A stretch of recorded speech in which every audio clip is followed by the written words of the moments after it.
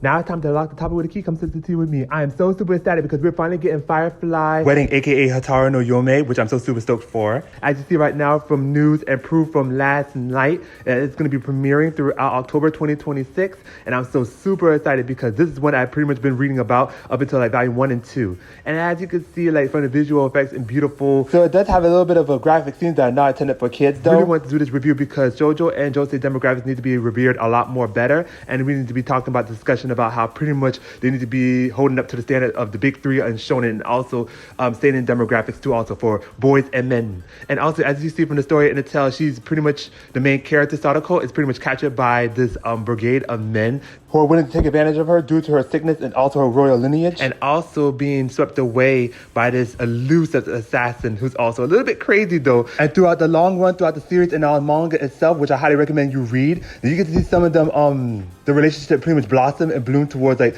the toxic, beautiful, hot mess that you're seeing right now, and also the preview. And there's so much like many layers of like these two going out together, and also just like doing whatever it takes to preserve their relationship throughout, like being from like assassins coming after them, gang members, and also being into like served into a brothel island, which they pretty much have to get off to once they do.